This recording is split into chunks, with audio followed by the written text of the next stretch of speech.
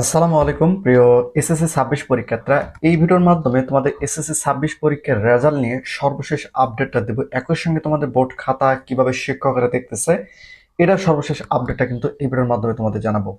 তো বিষয়টা হচ্ছে যে সামনে তোমাদের এসএসসি 26 পরীক্ষার রেজাল্টটা প্রকাশিত হবে। তোমাদের মধ্যে কোনো শিক্ষার্থী যদি কনফিউশন থাকে যে কোনো সাবজেক্টে তোমাদের নম্বর খারাপ আসছে বা কোনো সাবজেক্ট তোমাদের ফেল চলে আসছে, এই সাবজেক্টটা তোমাদের বোর্ডে আবেদন করা প্রয়োজন। সেক্ষেত্রে স্ক্রিনে দেওয়া নম্বর সেক্ষেত্রে স্ক্রিনে দেওয়া নম্বরে তোমরা আমাদের সাথে যোগাযোগ করতে পারো। আমরা কিন্তু প্রতি বছরের ন্যায় এবারও কিন্তু এসএসসি পরীক্ষার্থীদের বোর্ড চ্যালেঞ্জ বা বোর্ড পুনরীক্ষণের জন্য আবেদন আমরা করে দেব। তো তোমরা যারা 26 সালে এসএসসি পরীক্ষা দিয়েছো তোমাদের কিন্তু মেন পরীক্ষাগুলো অলরেডি কিন্তু শেষ হয়ে গিয়েছে, এবং মেন পরীক্ষা যত তারিখ থেকে শেষ হয়েছে তারপর থেকে টোটাল 60 দিনের মধ্যে কিন্তু তোমাদের রেজাল্টটা প্রকাশিত হয়। এবং শিক্ষা বোর্ড চাচ্ছে যত দ্রুত সম্ভব তোমাদের এসএসসি 26 পরীক্ষার রেজাল্টটা প্রকাশ করে এইচএসসি তে পরীক্ষা নিতে। কারণ এইচএসসি পরীক্ষা কত তারিখ থেকে শুরু হবে অলরেডি কিন্তু সেটা তোমরা জানো।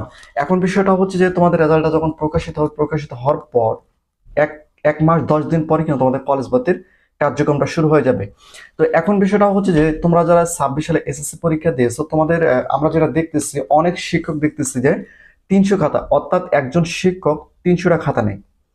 আবার কিছু নিউজ দেখতেছি যে 300-র পরিবর্তে কেউ 700 এভাবে খাতা নিয়েছে। তারা আবার দ্রুত খাতাগুলো দেখে পরে প্রধান শিক্ষক বরাবর জমা দিয়েছে।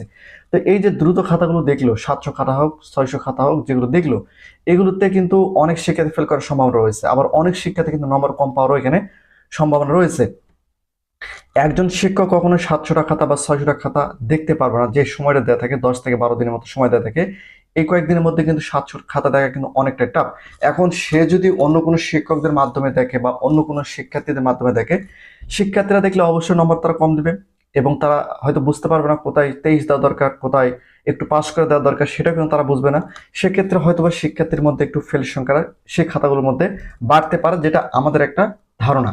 এখন বিষয়টা হচ্ছে যে এই বিষয়গুলো নিয়ে শিক্ষকদের অবশ্যই সতর্কতা অবলম্বন করতে হবে, এবং ইতিমধ্যে শিক্ষা বোর্ড কিন্তু এই বিষয়ে জরুরি নির্দেশনা বা জরুরি নোটিশ কিন্তু তারা কিন্তু প্রকাশ করছে, আমরা যেটা ঢাকা শিক্ষা বোর্ডের অফিসিয়াল ওয়েবসাইটে আমরা দেখেছি।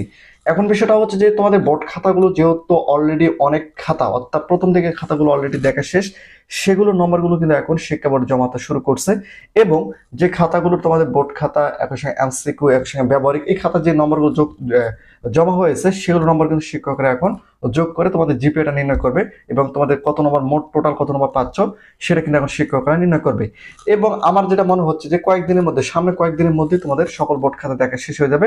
অর্থাৎ এখন হয়তো কয়েকটা স্কুলে হয়তো বা ব্যবহারিক পরীক্ষাগুলো এখন হয় নাই, সেগুলো হয়ে গেলেই তোমাদের কিন্তু যে খাতা, প্রত্যেকটা খাতার নাম্বারগুলো যোগ করে শিক্ষকরা কিন্তু তোমাদের রেজাল্ট তৈরি যে প্রসেসিং সেটা কিন্তু শুরু করবে।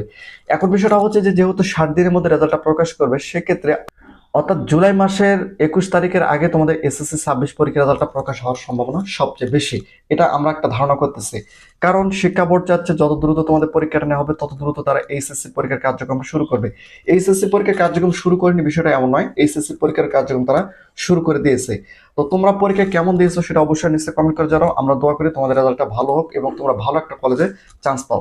তো যদি ভিডিওটি ভালো লাগে থাকে ভিডিওতে লাইক এবং চ্যানেলটিকে সাবস্ক্রাইব করে রাখো।